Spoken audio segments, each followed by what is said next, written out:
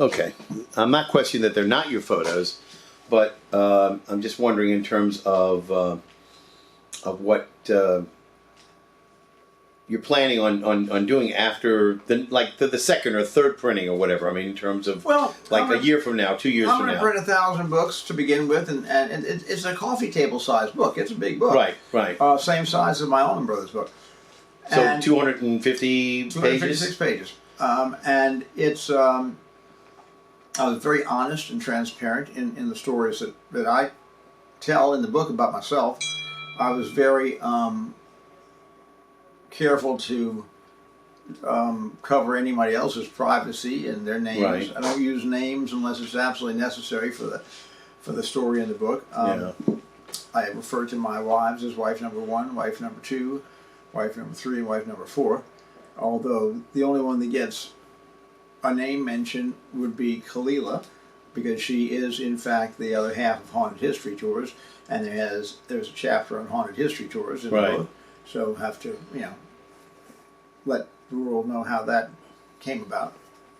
Now, of course, that brings up another point, but I still want to get back to the books as far as it goes. I mean, in terms of your collection after the books are there. I mean, everything, all the images you've got, the actual pictures, the negatives, all of that, are they put away somewhere where people can research them if they wanted to research? Let's say somebody was doing a study about rock bands in the 70s and they wanted to come to your estate. Do you have a way to access that, or have you given any thought to giving them to somebody I've got who would? negatives and envelopes. I don't have no, in answer to your question, no. I don't have a very well catalog, but... Any thoughts on that?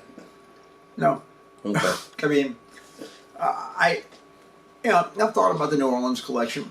The historic New Orleans collection, yeah. But, I mean, it'd be nice if I get some kind of a permanent exhibit up, somewhere. Well, I don't think anybody's going to ever get a permanent exhibit, but you might be able to get an exhibit at a place that would then house them for you on a regular basis, like maybe the Rock and Roll Hall of Fame or something like that. But, in terms of putting them out to where, unless you've got somebody paying them to... Well, the Rock and Roll Hall of Fame would just grab your stuff and, and run with it. I mean, I'd rather do something on a local basis in New Orleans to people, Well, there's the New Orleans Library, which would also do it, but the Historic New Orleans Collection has a better staff of people to actually curate it and do the research as to when this picture was taken and where this was taken, etc. So that's the kind of stuff that people who are researchers are going to want to know, rather than this picture was taken by Sidney Smith. Well, I do get into some of that in my book, of rock star photos, as far as what years they were and where they were, this type of thing. But okay, so you mentioned Kalila, Haunted History Tours. She's the second part of the thing. She's been kind of running things, she inherits the business. And she's the only logical one to inherit the business. Right. No, and it's understanding. Have you thought about any parameters, or are you just going to let her make the decisions? Once I'm gone, I mean, I've got certain wishes I'd like her to honor, but I think I've pretty much laid everything out. It's gonna be an easy fix. What's been the key to your success with Haunted History? Is it been I'm just a driven entrepreneur. I mean, But do you think it's just you, or do you think it's a combination of you? No, it's a combination of having the excellent tour guides. Yeah. And any tour company is only as good as the guides it employs. And you said something earlier. You said I hire performers. Well, they rather than just guides. Yeah, they are performers. My initial idea with Haunted History Tours was to, at the time, was to do all the tours myself, become a tour guide, but my time is much better served quarterbacking the company, as opposed to, and promoting and marketing and advertising, as opposed to running the streets doing tours. So I hired tour guides or I try to hire tour guides who are entertainers, who will make the stories come alive, and you don't have the boring cookie cutter version of walking tour in the French Quarter. But that's how that's what I attribute the success to, the fact that, the tour guides and my own drive. Yeah, my chutzpah in going into hotels and other places to get the job done, and just shamelessly promoting constantly. I'm a promoter. I'm a marketer. That's Right. what I do. If I wasn't doing it for myself, I'd probably be in business marketing for some advertising company or something. That's my strength. Talking about doing the performing, you did a lot of the performing yourself, and I don't think we really touched on some of the. You're talking about for Merry Minstrel? For both Merry Minstrel and Haunted History. Well, I mean, some of the damage you did to your own body in terms of some of the things that you did in the course of doing the singing telegrams, the pratfalls, things of that sort. Yeah. But it wasn't just through. I am an accident-prone person. I've been having accidents since when I was a kid. When I was 6 years old, I ran into a girl and broke my nose. She got a headache. I got a broken nose. Right. It was my first negative interaction with a female, women, huh? I think. Yeah. But all throughout. When I was in summer camp, all the kids were swinging on a vine over a ravine playing Tarzan. When it was my turn to swing on the vine, the damn vine broke and I tumbled down the mountain and went into the ravine. Broke my leg. When it was in 7th grade, I was doing somersaults, and I flipped over this little kid and dislocated my shoulder. Jeez. When I was in 10th grade, I had a serious football injury to my knee, and I would, it sounds macho playing football, but the reality is it was in PE, and my knee collided with another kid's knee, and his knee was made of granite compared to mine, so I screwed up my knee for life. But I could come up with a million more. When I was in 4th grade, I fell off the monkey bars head first and was paralyzed. I had a concussion, and they took me to the hospital.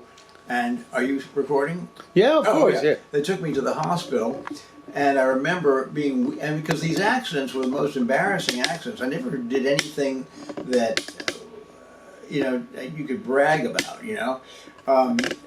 They're reeling me into the hospital, and I remember hearing a nurse say, "What happened? Did he get hit by a car?" And I remember another person saying, "No, he fell off the monkey bar." But look, I can see right now on your knees, you've got both of your knees that have significant scars, that are there. Now, Yeah. I have had 2 knee replacements, 1 hip replacement, survived cancer 3 times, had 2 rotator cuff tears, 2 cervical fusions, 2 spinal fusions, serious vertigo. I could go on and on and on, but I've had an accident-prone existence, But you're lucky you didn't end up on pain medication. I know you're under it right now. Pain medication. Now you are now, but I'm talking about for the all the previous times due to all the falls, etc. that you suffered. But yeah, it's kind of interesting. We didn't really go into, and I wanted to talk a little bit about the history of what's with Justin. I don't think we really went into detail about that. And I wanted, when we finally finish up today, I'd like to kind of go over, the times when, you had good times and bad. I know, but I wanted to go over some of the things that you dealt with, and then of course, obviously, in the more recent times. Some of the legal situations that you've successfully won battles with the Orleans coroner. Well, I did something that I don't think has ever been done before. In fact, I am pretty confident that no one in history has done this, been successful at it. But after I won the court case against... Well, maybe before we get up to that, maybe we should lead up to Justin first, and then we can get to why the coroner was involved with Justin in the beginning. So, when did Justin's mental illness become evident to you? What was the time? Mid-teens. 15, 16. He was the sweetest little kid. I remember seeing pictures of you, the two of you. You were like, frickin' frack. Right. Always you were together. And of course, I know at times it was difficult because of the way that your ex-wife had kept him, etc. There was sometimes you weren't able to have times with him. So much that we just argued constantly about custody issues and But let's just get to the heart. In the teens, now this is after he's graduated from high school or during the high school time? Absolutely during junior high and high school. And so, what was the first clue to you that hey, maybe something's not right with Justin? Well, Justin. Why would he do that? Well, Justin has some bad genetic loading anyway. Just if family genetics on both sides of the family, I think. But in addition to that, he, just like a million other kids, started messing around with drugs. And primarily at the time, I think his drug of choice was LSD. And his brain wasn't fully formed yet. Wow. And my personal belief is that he had kind of a case of arrested development. His actual diagnosis was schizoaffective diagnosis.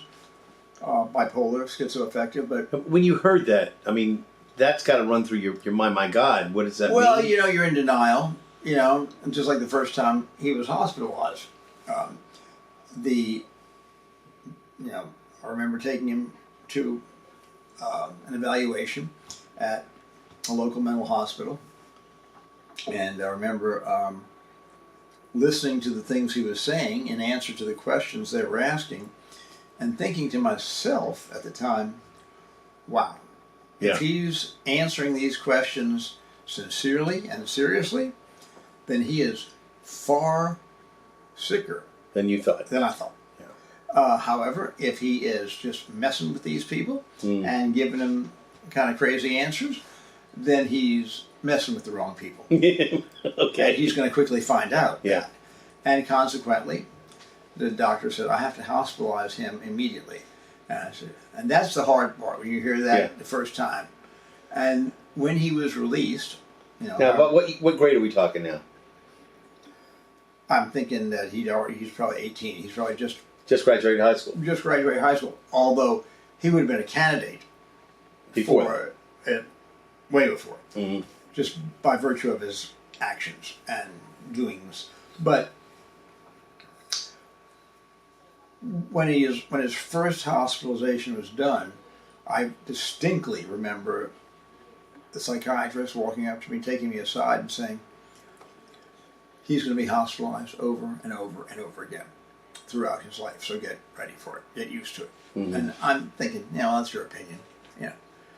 That's your opinion. That's not right. That's not going to be our story. Again, that's the denial part of what you were doing as a parent. I understand. Over the course of 20 years and 60 hospitalizations, but you didn't just go 10 different states. Right, you didn't even go just local. You went out of state. That's what I'm talking about. Yeah. He was hospitalized in 10 different states in less than 20 years for. And those are the phone calls I would get. Mr. Smith, we've got your son. Phone call would come from a sheriff's office, a police station, a youth hostel, a grocery store, a hospital, a jail, wherever. We've got your son. And he was kind of like Forrest Gump. He would disappear and end up in different parts of the country, and he'd have a guardian angel taking care of him along the way. And that's why it's so bizarre that he, in his own city, in his own town, that he knew like the back of his hand. That he met the wrong foul people. Play, perhaps. I believe that, and I sincerely believe that. Yeah. So again, throughout the years, I know that you were very, very upset in terms of at one point, I know that you had a big party and had to have higher security to try to keep him away because I had to hire security to keep him out of my house. Yeah, and you had to also sometimes. You were so fearful. You were afraid that he might come after you for whatever reason. I didn't really ever think Justin would come after me, but he. You thought he might be destructive in other ways, though. Well, he was, but I was more concerned about who he knew on the street, who he was talking to on the street. By virtue of his own immaturity, not realizing what he was saying or doing. That he may be setting me up for a home invasion. Right. And that happened once, didn't it? Oh, it happened 3 times. Oh, yeah. But I think is something that would have stopped Justin from ever laying his hands on me personally. But like I said, I can't speak for the people he knew or was hanging out with. So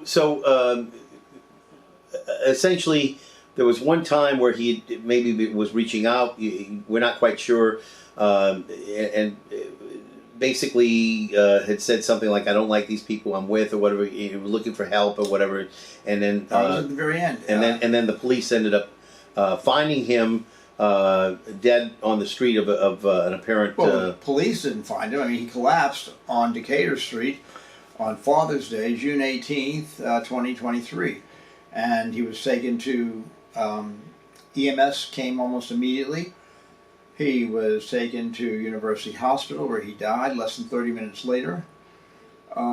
He was then transported. So was it 2023 or 2024? 23. Okay. It was 2 years ago, as of this taping. Yeah. Okay.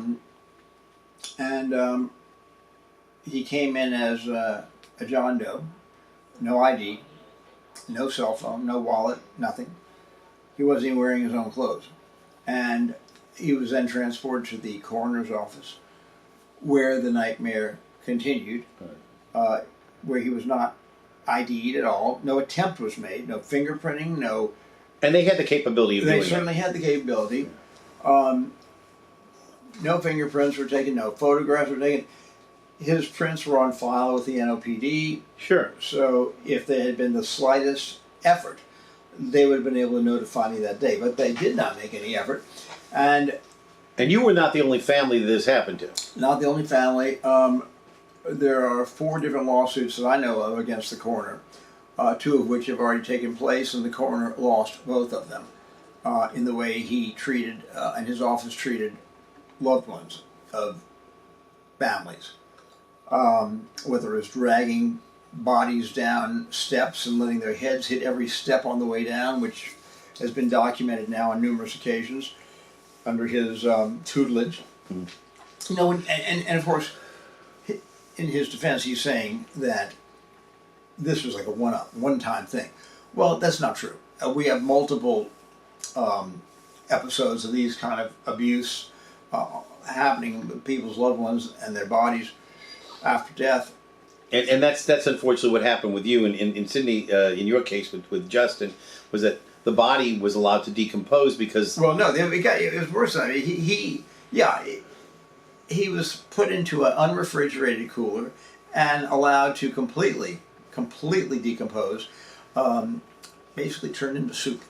And so I sued the coroner, and I won. You won for what? I won. Well, what did you sue for in terms of? For dignity and respect, right? Essentially, not for money. Although there was a cash. There was a small money, yeah. But I'll never see a penny of that. This is the city of New Orleans, yeah. And nobody gets their settlements in the city of New Orleans. But more recently than that, after I won the lawsuit, and had the support of everybody, behind me, I came up with a thought, and it's never been done before, and certainly not successfully. I decided to see if I could file a restraining order against Coroner Dwight McKenna in advance of my death to keep this individual the hell away from my body after I die. And damn if the Louisiana Attorney General, Liz Murrow, did not side in my favor, side along with me, and come out with a public statement saying that this man is not fit to handle Sidney Smith's body, conflict of interest, and should I need an autopsy, which I don't think I will because it's... If you're under doctor's care, you should not. Right. But should I need one, that autopsy will be done by a coroner in a different parish outside of New Orleans.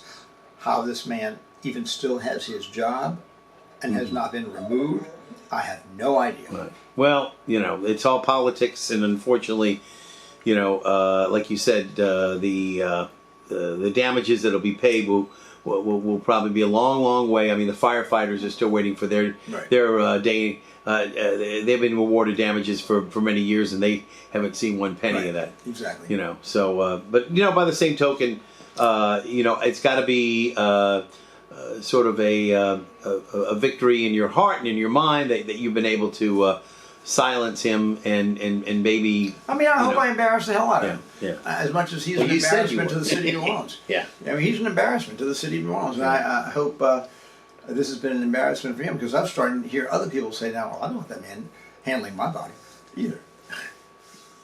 So, you know, just sort of now, I mean, we're getting towards the end. We've had, I'd say, close to an hour or so of conversation together. And you know, I don't think we've covered too much ground, this is all about your life, etc. I mean, I know that my hope is that we can use this somehow or other in some form in a documentary maybe later on. I would have liked to have had more cameras, you know, but wasn't bring them on. on. I'm not dead yet. Yes, I know that. You know, and by the same token, this may not be the last session, but just. I mean, when I come out, when this book comes out in a few weeks, I'll give you a copy. You can read it.